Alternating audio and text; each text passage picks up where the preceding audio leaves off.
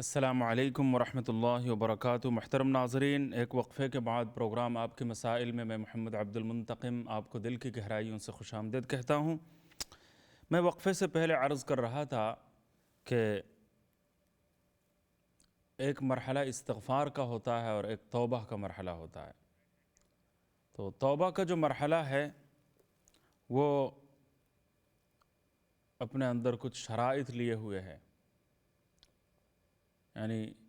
انسان مکمل طور پر اللہ تعالیٰ کی بارگاہ میں نادم ہو جائے، شرمندہ ہو جائے، شرمسار ہو جائے، شرمندگی روئیں روئیں سے ٹپکے اور اپنے کیے پر وہ نادم ہو، شرمندہ ہو، اور جو گناہ کر رہا تھا وہ مکمل طور پر چھوڑ دے اور آئندہ اس گناہ کا اعادہ نہ کرنے کا عزم مصمم ہو، پکا ارادہ ہو، پھر جا کے توبہ مکمل ہوتی ہے۔ حقوق العباد سے متعلق گناہ ہے تو ان کاموں کے ساتھ ساتھ اس حق کی ادائیگی کا اہتمام بھی شروع کر دیا جائے۔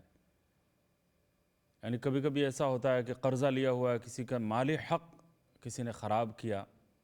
تو اب ظاہر بات ہے یک مشت ادائیگی نہیں ہو پا رہی، تو کم از کم ادائیگی کا اہتمام شروع کر دے، اس کے لیے کوئی صورت بنا لے، کوئی شکل اختیار کر لے اور اپنی کوشش اور اپنی بساط اور اپنی استطاعت کے مطابق جو ہے وہ ادائیگی کا پورا اہتمام کرے، اس کے لیے کوئی نظم بنا لیا جائے۔ اسی طریقے سے کوئی اور حق اگر مارا ہے، خراب کیا ہے، تو اس کی ادائیگی کا اہتمام کر لے، یا معافی تلافی کا یقینی طور پر کوئی انتظام ہو جائے۔ تو اس کے بغیر جو ہے وہ توبہ مکمل نہیں ہوتی۔ لیکن کبھی کبھی ایسا ہوتا ہے کہ کامل توبہ کی توفیق انسان کو نصیب نہیں ہوتی، انسان دلدل میں پھنس جاتا ہے، تو ایسے میں مکمل طور پر توبہ کرنے کی کوشش شروع کر دے اور فی الحال استغفار کا سلسلہ جاری رکھا جائے، اور اخلاص کے ساتھ اگر استغفار کا تسلسل باقی رہے گا تو مکمل توبہ کی توفیق بھی اللہ تعالیٰ بالآخر عطا فرما دیں گے انشاءاللہ۔ یہ ایک اہم بات ہے۔ تو توبہ کے نتیجے میں اللہ تعالیٰ کتنا راضی اور کتنا خوش ہوتا ہے، سبحان اللہ۔ صحیح مسلم شریف کی روایت میں یہ حدیث ہے، کتاب التوبہ میں صحیح مسلم شریف میں روایت ہے، حضرت انس رضی اللہ عنہ سے روایت ہے کہ رسول اللہ صلی اللہ علیہ وسلم نے ارشاد فرمایا کہ اگر کوئی شخص مثال کے طور پر ایک سواری کے ساتھ بے آب و گیاہ میدان میں، چٹیل میدان میں، صحرا میں کسی جگہ پر پہنچ گیا، پہلے زمانے میں صحرائی سفر ہوا کرتا تھا، ایک ملک سے دوسرے ملک کا سفر، اور درمیان میں صحرا ہی صحرا۔ تو مثال کے طور پر ایک مہینہ کسی کو پیدل چلنا پڑے گا، تو راستے میں ایک دن چلنے کے بعد انسان آرام کرتا ہے کسی جگہ، ایک منزل تک پہنچتا ہے، پھر اس کے بعد جو ہے دوبارہ سفر شروع کرتا ہے۔ تو کسی صحرائی علاقے میں انسان کئی دن سفر کرنے کے بعد درمیان میں پہنچتا ہے، اور سامنے بھی کئی دنوں کا راستہ مثال کے طور پر ہے، پیچھے بھی کئی دنوں کا راستہ چھوڑ کر وہ آیا ہے، دائیں بائیں چاروں طرف کوئی آبادی نہیں، کوئی انسانی بستی نہیں، کوئی پانی نہیں، کوئی کھانا پینا نہیں، کچھ نہیں، کھانے پینے کا سامان نہیں، بس چٹیل میدان ہے، بے آب و گیاہ میدان ہے اور صحرائی علاقہ ہے۔ اور انسان جب ایسے موقع پر سفر کرنے کے لیے روانہ ہوتا ہے، پہلے زمانے میں یہی سلسلہ رہتا تھا، تو اس کے پاس اس کے ساتھ جو ہے وہ پانی بھی ہوتا ہے، کھانا بھی ہوتا ہے، توشہ بھی ہوتا ہے، یعنی 10 دن اگر سفر میں لگیں گے تو 10 دنوں کا کھانا ساتھ لے کر انسان جو ہے وہ روانہ ہوتا ہے، اور سواری بھی ساتھ ہے، پانی بھی ساتھ ہے، توشہ ساتھ ہے، کھانے پینے کا سامان ساتھ میں ہے، بستر وغیرہ ساتھ میں ہے۔ تو زندگی بچانے کے لیے روح اور جسم کے درمیان جو رشتہ ہے اسے برقرار رکھنے کے لیے جو نیسیسری سامان ہے، ضروری اسباب ہے، وہ اس کے پاس موجود ہوتے تھے۔ اب ایک آدمی جو ہے وہ تھک جاتا ہے بالکل صحرا کے درمیان میں، اور دونوں طرف جو ہے وہ کئی کئی دنوں کا فاصلہ ہے، کسی آبادی تک وہ پہنچ نہیں سکتا جلدی، اور وہ کسی جگہ اپنی سواری، مثال کے طور پر ایک اونٹنی ہے یا اونٹ ہے، اس میں وہ سارا سامان سفر کا لدا ہوا ہے، کھانے پینے کا اور سب کچھ، اور وہ اس کو سواری کو باندھ کر وہ کسی جگہ پر لیٹتا ہے تھوڑی دیر کے لیے، سستانے کے لیے، آرام کرنے کے لیے، تھوڑی دیر وہ آرام کرتا ہے۔ اتنے میں اچانک آنکھ کھلتی ہے، نیند ختم ہوتی ہے، اور دیکھتا ہے کہ وہ اس کی سواری غائب، کہیں بھی وہ سواری نظر نہیں آ رہی۔ سواری غائب ہونے کا مطلب یہ ہے کہ کھانے کا سامان بھی نہیں، پینے کا کوئی سامان بھی نہیں، پانی بھی نہیں، ضرورت کی اشیاء کوئی بھی نہیں ہے، کیونکہ وہ سواری چلی گئی، سواری گم ہو گئی، ختم ہو گئی، لاپتہ ہو گئی۔ تو اب ظاہر ہے کہ ساری چیزیں بھی غائب، اب کہیں سواری نظر نہیں آتی اور ملنے کی بظاہر کوئی امید نہیں۔ اب کس طرف جائے گا، کہاں جائے گا، کوئی شکل نہیں، کوئی انسانی آبادی قریب میں نہیں۔ اب رو رو رو رو کے وہ بہت زیادہ پریشان ہوتا ہے، اور یقینی طور پر موت جو ہے اس کو سامنے نظر آتی ہے کہ اب میرا سب کچھ لٹ گیا، اور اس صحرائی علاقے میں موت کے علاوہ اور کوئی راستہ نہیں ہے، مجھے یقینی طور پر موت آ کر رہے گی۔ کھانے کا سامان بھی نہیں ہے، پینے کا سامان بھی نہیں ہے، ضرورت کی اشیاء بھی نہیں ہے، اور کہیں سے یہ چیزیں مل بھی نہیں سکتی، اور کسی بستی اور آبادی تک میں پہنچ بھی نہیں سکتا، ایسی جگہ پر ہوں اور یہ ساری چیزیں غائب ہو گئیں۔ تو پھر وہ یقینی طور پر موت کے انتظار میں بیٹھ جاتا ہے۔ وہ یہ سوچتا ہے کہ اب میں کہیں جا نہیں سکتا، کہیں پہنچ نہیں سکتا، کہیں سے یہ چیزیں مجھے حاصل نہیں ہو سکتی، اور یہ سارا ضرورت کا سامان غائب ہو گیا، اور بچنے کی کوئی امید، کوئی سبیل، کوئی راستہ، کوئی سہارا باقی نہیں رہا۔ بالکل انسان نا امید ہو جاتا ہے، مایوس ہو جاتا ہے، اور رو رو کے زندگی کے آخری لمحات وہ گزار رہا ہوتا ہے، اور یہاں تک کہ رو رو رو کے وہ تھک جاتا ہے، اور تھکنے کے بعد اس کو پھر نیند آ جاتی ہے، اور یقینی طور پر موت کا اس کو انتظار لگا ہوا ہوتا ہے کہ اب موت آ کر رہے گی اور اب میں مر جاؤں گا، اور یقینی طور پر موت مجھے نظر آ رہی ہے، اس کے علاوہ اور کوئی چارہ کار نہیں، کوئی اور راستہ نہیں، کوئی سبیل نہیں۔ پھر وہ اسی نا امیدی کے عالم میں رو رو کر تھک جاتا ہے، پھر اس کو نیند آ جاتی ہے، اور نیند جب آتی ہے پھر وہ آرام کرتا ہے، نیند پوری کرتا ہے، اور پھر اچانک جب وہ جاگتا ہے تو جاگنے کے بعد دیکھتا ہے کہ جو سواری اس کی غائب ہوئی تھی، ساز و سامان کے ساتھ، کھانے پینے کی تمام اشیاء کے ساتھ، وہ سامان بالکل وہ سواری بالکل سامنے کھڑی ہے، وہ اونٹنی سامنے کھڑی ہے، اور کھانے پینے کی ساری چیزیں موجود اور سارا سامان موجود۔ تو اب یقینی طور پر اس کو موت کا منظر نظر آ رہا تھا، اور اس نے زندگی کے آخری لمحات وہ گزار رہا تھا، اور امید کی ساری کرنیں ختم ہو گئی تھیں، امید کا آخری سہارا بھی ختم ہو گیا تھا۔ اب یقینی موت، اور ایسے موقع پر انسان کی پریشانی کس حد تک ہو سکتی ہے، کتنا وہ رو سکتا ہے، کتنا وہ مایوس ہو سکتا ہے، کتنا وہ پریشان ہو سکتا ہے، اور کیا اس کے دل کی کیفیت ہو سکتی ہے، وہ ناقابل بیان ہے۔ اس کو انسان کچھ سوچ تو سکتا ہے، لیکن اس کو الفاظ کے ذریعے بیان نہیں کر سکتا وہ کیا کیفیات دل کی ہوں گی۔ تو اب جو ہے یقینی موت جس کو نظر آ رہی تھی، اور زندگی سے مکمل طور پر مایوس ہو چکا تھا، وہ آدمی اچانک اس کو اگر سواری مل جائے، تو سواری مل جانے پر ساز و سامان مل جائے، کھانے پینے کی اشیاء مل جائے، اور دوبارہ اس کو اپنی موت سے بچنے کا یقین ہو جائے،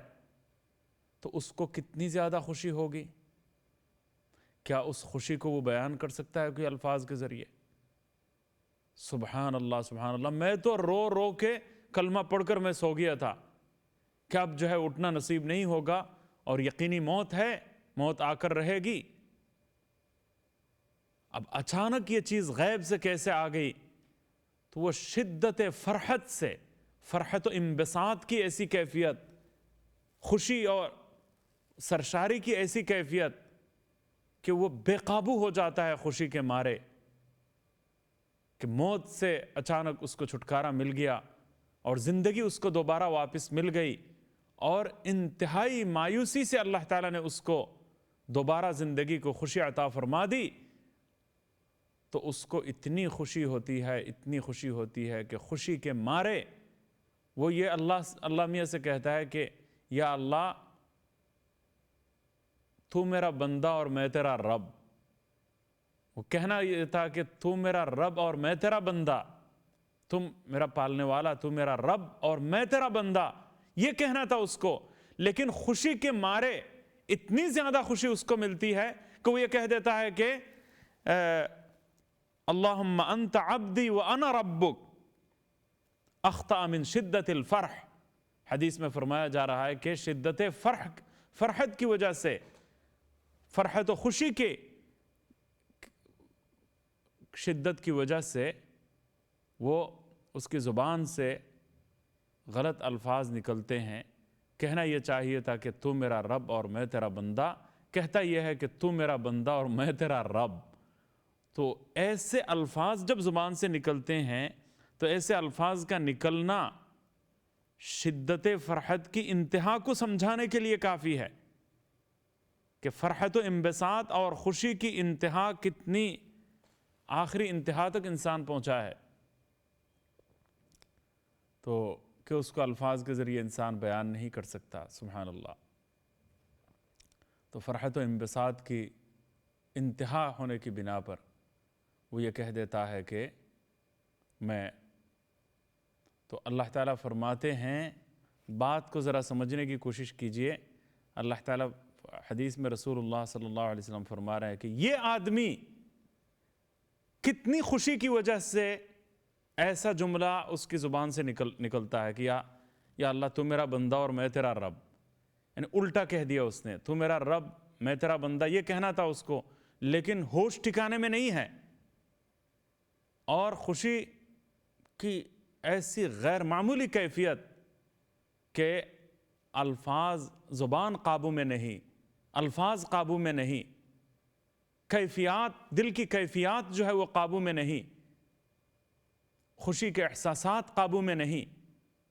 اور انسان بے قابو ہو کر، آؤٹ آف کنٹرول ہو کر، خوشی کا عالم اتنا زیادہ ہوتا ہے کہ وہ اپنے رب کو تو میرا بندہ اور میں تیرا رب یہ کہہ دیتا ہے۔ تو اس بندے کو جتنی خوشی اپنی سواری اور ضروری زندگی کے ساز و سامان کے ملنے پر ہوتی ہے، بندہ جب توبہ کرتا ہے تو میرا اللہ اس سے بھی زیادہ خوش ہوتا ہے۔ سبحان اللہ سبحان اللہ۔ گناہگار بندے سے اللہ تعالیٰ کی خوشی کا یہ عالم، استغفر اللہ ربی من کل ذنب واتوب الیہ، استغفر اللہ ربی من کل ذنب واتوب الیہ، استغفر اللہ ربی من کل ذنب واتوب الیہ۔ آپ لوگ بھی میرے ساتھ کہہ دیں، یا اللہ میری توبہ، یا اللہ میری توبہ، یا اللہ میری توبہ، یا اللہ میری توبہ۔ جتنے گناہ کیے ہیں ان پر نادم ہوں، شرمندہ ہوں، شرمسار ہوں۔ اب سے میں یہ گناہ نہیں کروں گا اور آئندہ نہ کرنے کا پکا ارادہ میں کرتا ہوں اور میں توبہ کرتا ہوں۔ تو میرا اللہ مجھ پر اتنا خوش ہو گیا، آپ پر اتنا خوش ہو گیا کہ وہ آدمی صحرائی علاقے میں سفر کے دوران کھانے پینے کی ضروری اشیاء اور ساز و سامان کے ساتھ لدی ہوئی جو سواری ہے، اس کو گم کرنے کے بعد زندگی سے مایوس ہو کر، مکمل طور پر نا امید ہو کر، جو غم اسے لاحق ہوتا ہے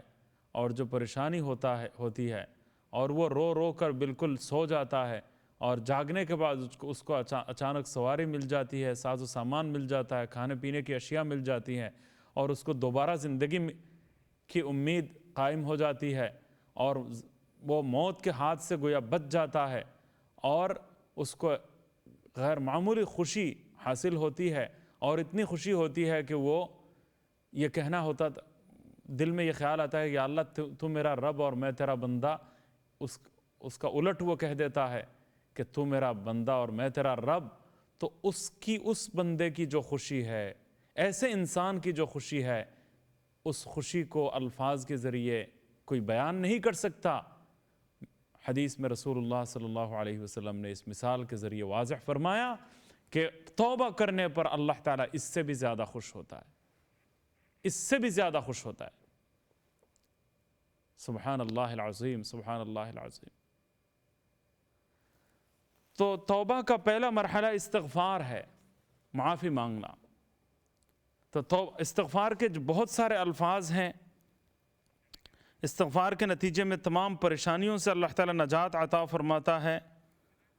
تو استغفار کے کلمات حدیث میں بہت سارے بیان کیے گئے ہیں. تو اللہم اغفر لی ذنوبی، یعنی مسجد سے نکلتے وقت حضرت فاطمہ رضی اللہ تعالیٰ عنہ فرماتی ہیں نبی کریم صلی اللہ علیہ وسلم جب مسجد سے نکلتے تو یہ دعا پڑھا کرتے تھے، اللہم اغفر لی ذنوبی وافتح لی ابواب فضلک، اللہم اغفر لی ذنوبی وافتح لی ابواب فضلک. یہ حدیث سے میں استغفار کے کلمات میں آپ کو سنا رہا ہوں. ایک اور دعا ہے اللہم اغفر لی ورحمنی وادخلنی الجنہ، اللہم اغفر لی ورحمنی وادخلنی الجنہ. حضرت صائب بن یزید رضی اللہ عنہ فرماتے ہیں کہ رسول اللہ صلی اللہ علیہ وسلم نے ارشاد فرمایا کہ انسان کے لیے یہ دعا کافی ہے، یہ ایک دعا کافی ہے، اللہم اغفر لی ورحمنی وادخلنی الجنہ، مجھے مغفرت عطا فرما دے، رحمتیں مجھ پر نازل فرما اور مجھے جنت میں داخل فرما دے. کوئی اور چیز چاہیے کسی کو؟ یہ ایک دعا کافی ہے. یہ ایسی جامع مانع دعا ہے. تو یہ دیکھیے استغفار کے کلمات، استغفار کے مختلف الفاظ، استغفار پر مشتمل مختلف دعائیں، یعنی مغفرت طلب کرنے پر مشتمل، معافی چاہنے پر مشتمل، مغفرت چاہتے ہوئے کتنی دعائیں رسول اللہ صلی اللہ علیہ وسلم نے سکھائی ہیں تاکہ ہم مختلف الفاظ کے ذریعے استغفار کر سکیں، مغفرت طلب کر سکیں. اللہم اغفر لی ورحمنی وعافنی واہدنی وارزقنی واجبرنی وارفعنی انی لما انزلت الی من خیر فقیر. یہ دونوں سجدوں کے درمیان رسول اللہ صلی اللہ علیہ وسلم یہ دعا پڑھا کرتے تھے، اللہم اغفر لی ورحمنی وعافنی واہدنی وارزقنی واجبرنی وارفعنی انی لما انزلت الی من فقیر. ایک اور دعا اللہم اغفر لی ورحمنی وتب علی انک انت التواب الرحیم. اللہ اکبر. آپ صلی اللہ علیہ وسلم نے ایک مجلس میں 100 مرتبہ استغفار کیا اور اس کے بعد یہ دعا پڑھی، اللہم اغفر لی ورحمنی وتب علی انک انت التواب الرحیم. اللہم اغفر لی ذنبی کلہ دقہ وجلہ واولہ وآخرہ وعلانیتہ وسرہ. اللہم اغفر لی ذنبی ووسع لی فی داری وبارک لی فی رزقی. تو وضو کے دوران آپ صلی اللہ علیہ وسلم نے یہ دعا پڑھی. تو یہ دیکھیے، یہ حدیث سے کچھ استغفار کی دعائیں آپ کو میں نے بتائیں، اور استغفر اللہ ربی من کل ذنب واتوب الیہ، اس کی کثرت بھی ہم کر سکتے ہیں. انشاءاللہ اللہ تعالیٰ استغفار کے ان کلمات کی برکت سے اور زیادہ سے زیادہ روزانہ 100 مرتبہ استغفار، 300 مرتبہ استغفار، 500 مرتبہ استغفار کے نتیجے میں انشاءاللہ موجودہ حالات سے اللہ تعالیٰ ہمیں نجات عطا فرمائیں گے، کشادگی عطا فرمائیں گے، مشکلات دور کریں گے، اللہ تعالیٰ پریشانیاں دور فرمائیں گے، مشکلات حل فرمائیں گے. تو اس لیے میں نے استغفار پر کچھ باتیں آپ کی خدمت میں عرض کی. اللہ تعالیٰ مجھے بھی اور آپ کو بھی عمل کی توفیق سے نوازیں. وآخر دعوانا الحمد للہ رب العالمین. والسلام علیکم ورحمۃ اللہ وبرکاتہ.